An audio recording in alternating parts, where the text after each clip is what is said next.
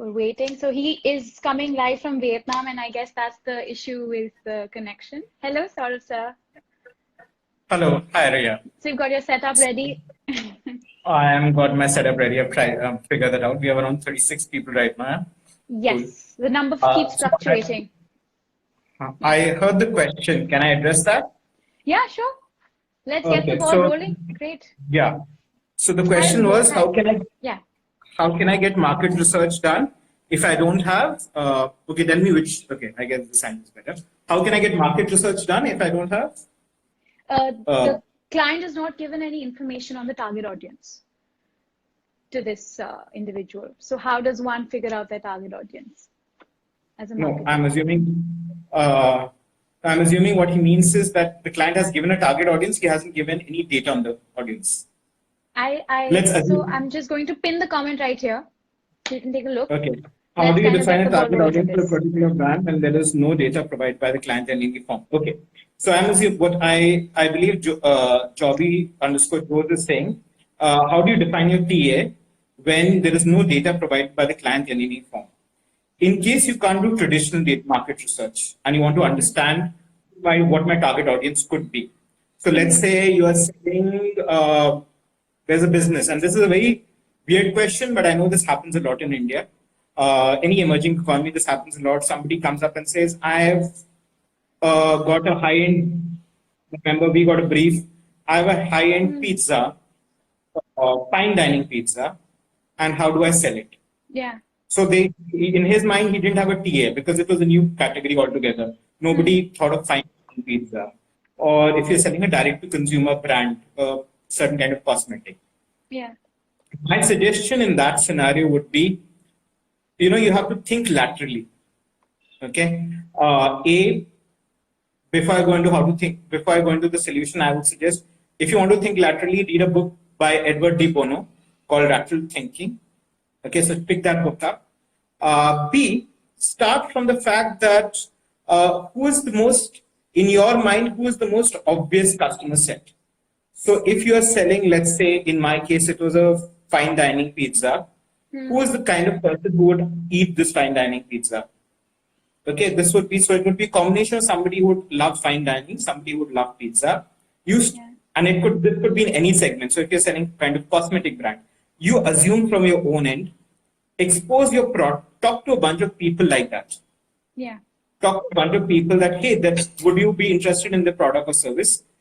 Once you get the reaction, and that's how you start fine-tuning it. In a digital age, it's far easier to do because you don't have to physically go and talk to 10 people or pick up the call. You can literally start by saying, if I believe my audience demographic is 20, I'm just picking a random one, 20 to 27 male, female living in the 4 metros, try and target them and parallelly do an A/B testing where you target a different demographic, which could be a second audience set.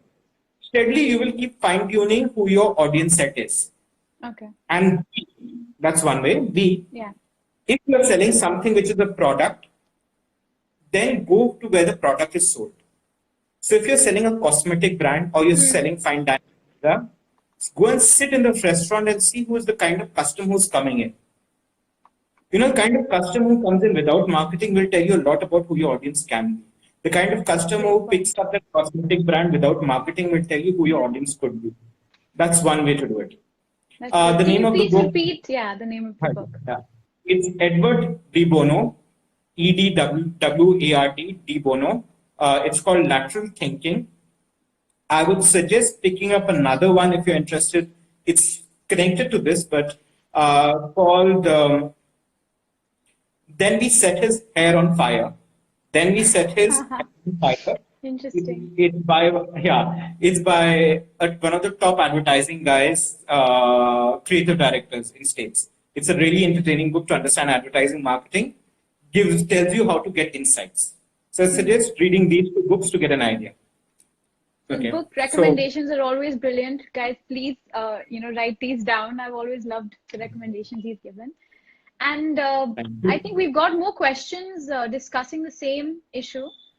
And there's Aman right here who's spoken about the coming up of new possible trends and doing the competitor research. Which one should be given more inclination to? research versus what, is trending right now. Can you pin the question also so that I'll just do that. So that I can also read it well. Yeah. Guys, please keep dropping in your questions. Choosing between the coming, I'm assuming the audience can also see the question which is pinned? Yes. Okay, cool. Can see this. Choosing between the coming up with new possible trends and doing the competitor research, which one should be given more inclination to? I couldn't get this question. Could you understand, Rhea? I think he's talking about what, theory says as, marketing students, what the best practices are versus what the trends are. For example, TikTok, it's trending, but it may not, work for your brand per se. So to kind of tailor make that fine balance. I'll connect this to life philosophies because I think that marketing is really connected there. If a choice is between saying where you're going and where the world is going or where your competitor is going, always choose where you're going and where the world is going. Where you're going vis-a-vis the world. Choose cultural trends versus your competitor. You don't even need to pay attention to your competitor, just focus on your own journey. There's a brilliant YouTube video. I'm forgetting this guy's name. He's also, he's now started an entire movement around it. Yeah. His name is Simon Sinek. Simon. Oh, start with a Y. Yeah. Oh, brilliant guy. Down to Y. So in his video, he talks about the same thing. The why of your brand. So, and the entire crux is the same question that you're saying. He says Apple does not look at does not ever talk about its competitors. It talks about consumers. Whereas Microsoft would often talk about its competitors. And that's the example he puts. And that's the same thing which I'll say, that when there's a choice, because when you're looking at your competitors, then you will be biased to go in the same direction. True. And you're depending on their intelligence to say, hey, I should go like this. The herd mentality, definitely, yeah. The herd mentality.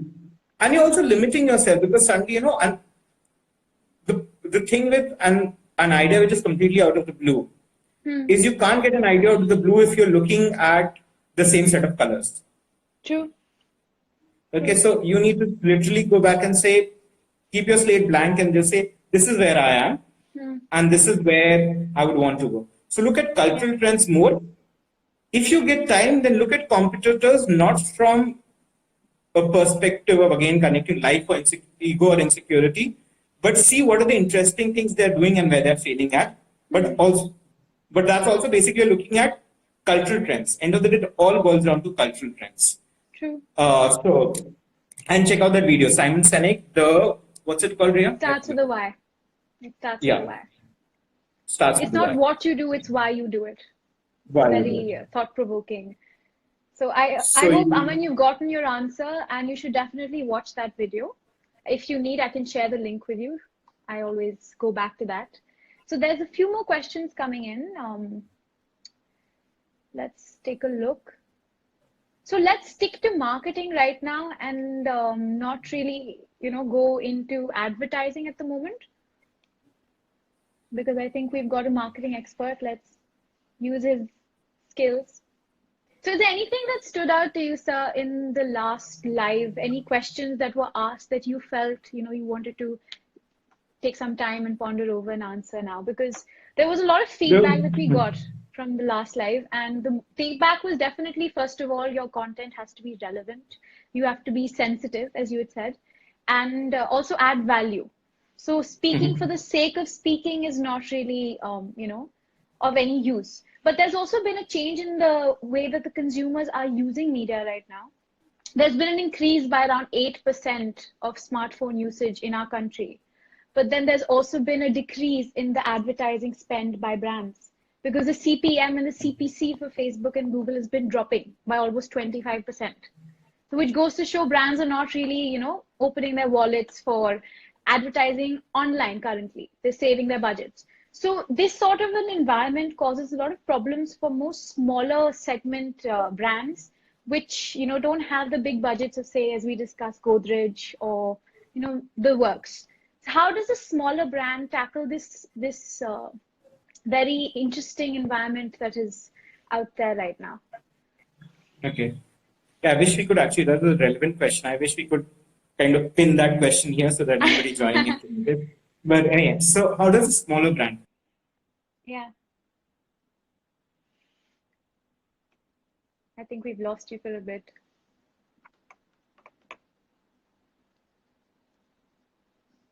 So someone's mentioned you guys talk too much in theory. Can you please share context to your experiences? Okay. So I think they need simplify it a little. Okay. I get that. Let's simplify it. So basically, I am a restaurant. I am a cosmetic brand. I'm selling cement. I'm selling XYZ small little product. I have a from home whatever handloom manufacturer. How do I sell my brand?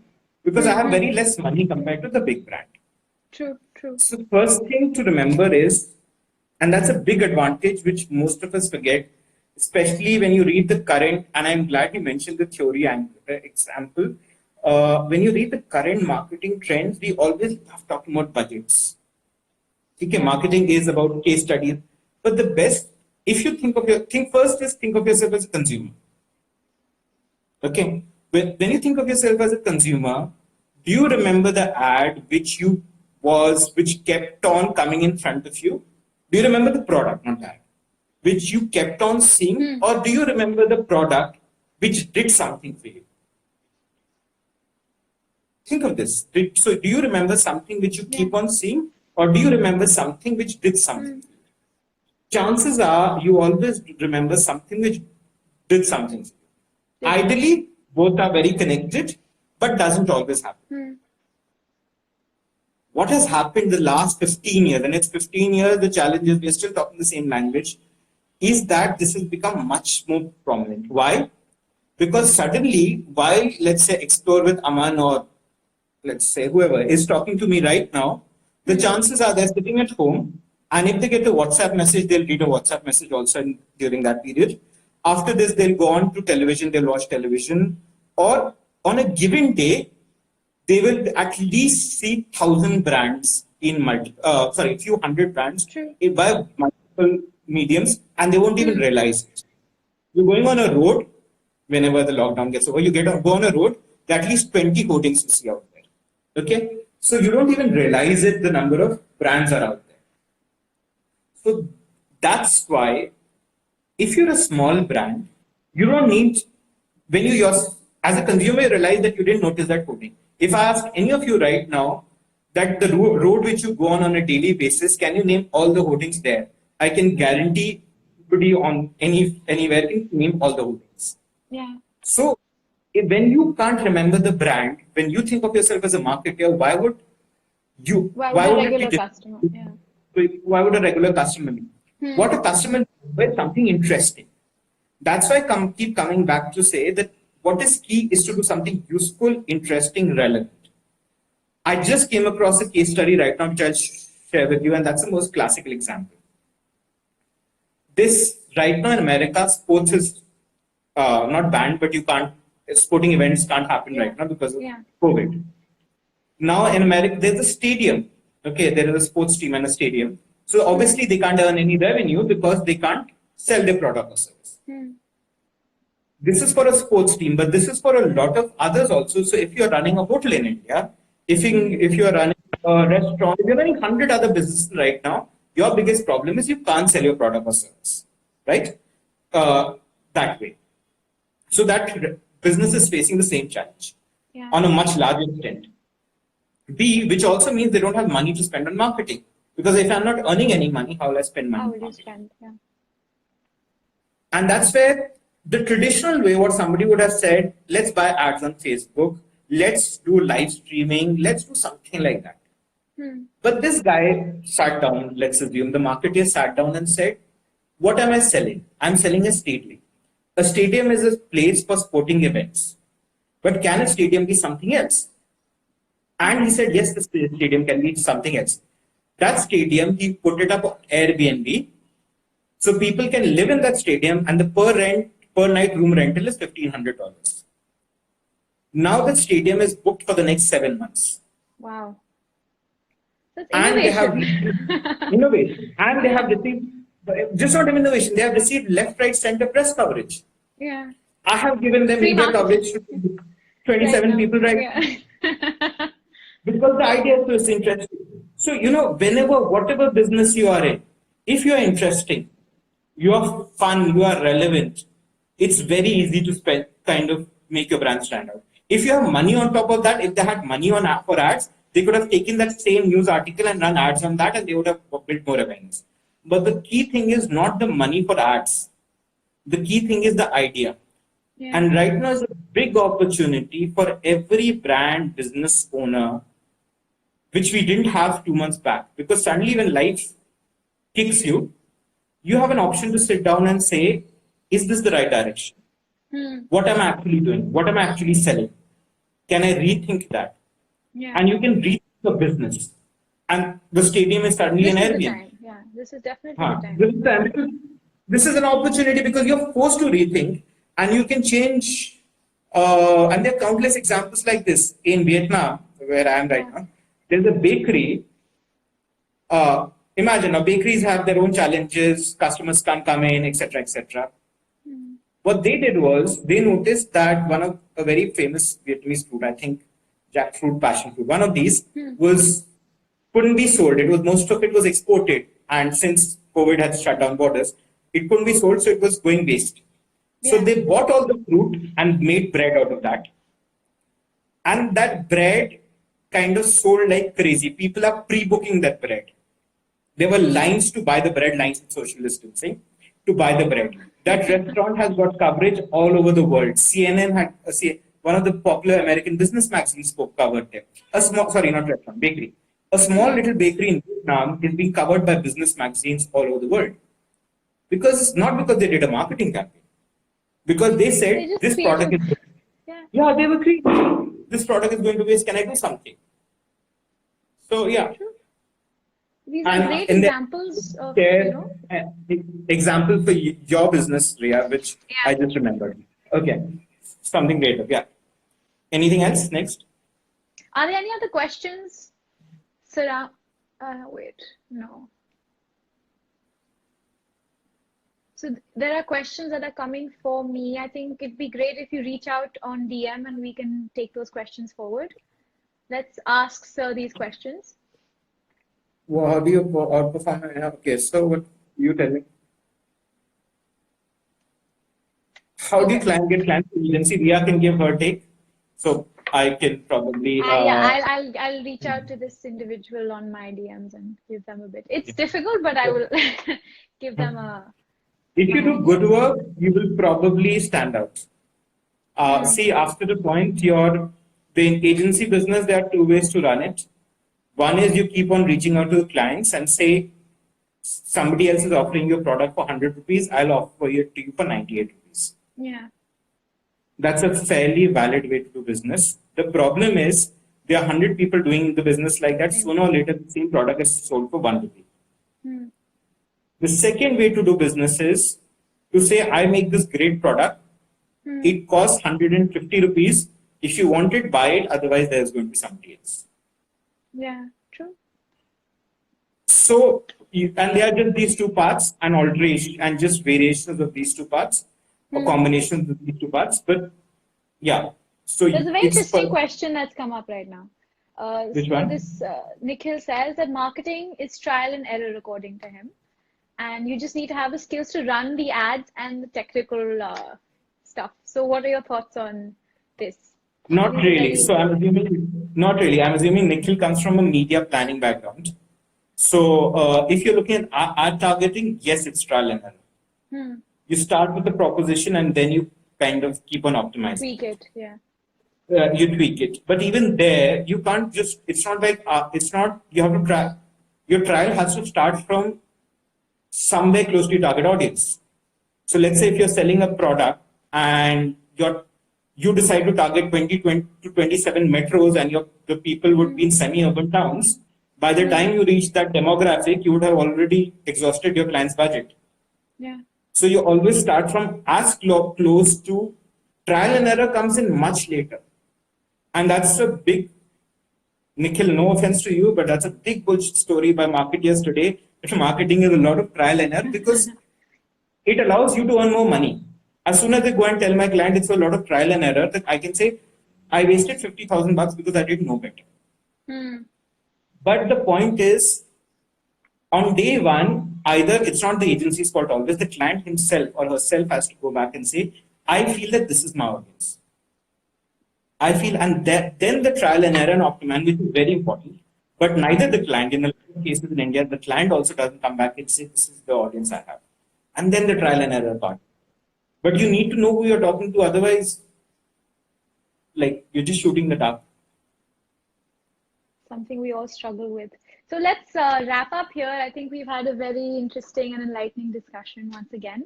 And how do you think, what are your last thoughts on, all the discussion that we've had? And what do you think should be the way forward for most marketers right now?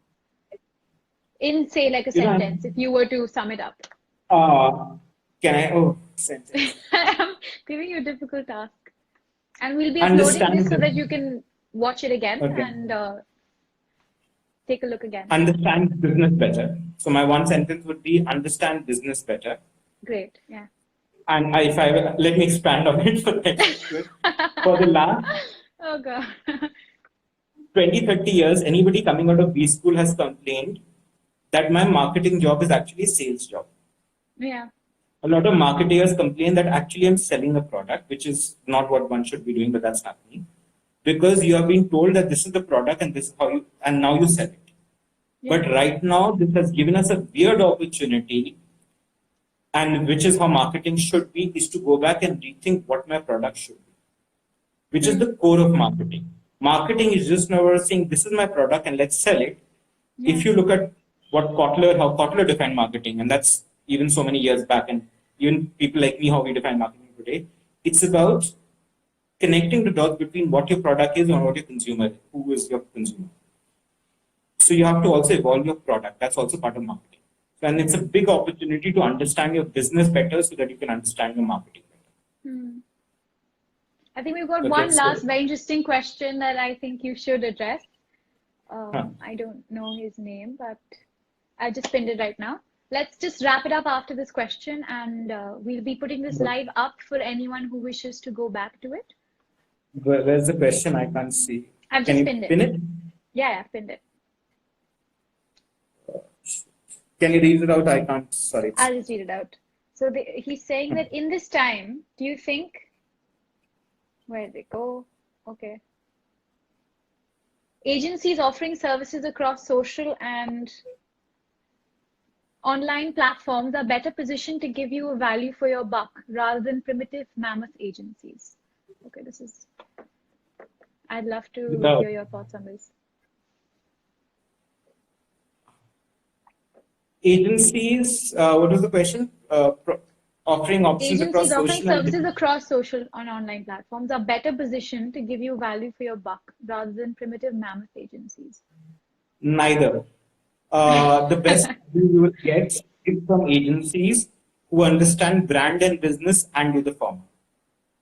Yeah. Because sooner or later, if social and digital agencies who don't understand brand and business, they'll get budgets. But as Rhea mentioned earlier in this session, that the CPM, CPC is going down. Okay. As if clients, because clients want to spend less, if agencies are not able to give business ROI, and that usually happens because one does not understand digital, but may not understand brand and business really well. Clients, right now, they're very excited about digital, but they may start taking that budget away, which is already happening. Yeah. So the key right now is for any digital agency is to go back and say, I really understand branding, I really understand business. And that digital happens to be the solution which is required. But if you don't understand these two things, just by you doing digital, you may be at a bigger disadvantage. Right now, you could be an advantage. 6 months down the line, it's back to square one. So right now, the big opportunity for all digital agencies to kind of start understanding brand and business. Yeah. So I hope I could answer. Yeah, I think that's a great answer and definitely relevant to, I think, every sphere of marketing. I think all the various channels have to come together to work in tandem in this digital era, may it be advertising, media buying, everybody has to work in tandem, because you have to communicate in one sort of voice. So I think let's wrap up this session. I think we had a great talk, and we'd love to continue this, but time is of the hour, and let's not stretch it. Yeah. Let's keep things short and sweet. Thanks a lot, Rhea. And let's upload this video whenever we have this. And we've got a fellow IMCN right here, Gaurav's here. So hi Gaurav, and we'll be hopefully coming back with more interesting discussions over here.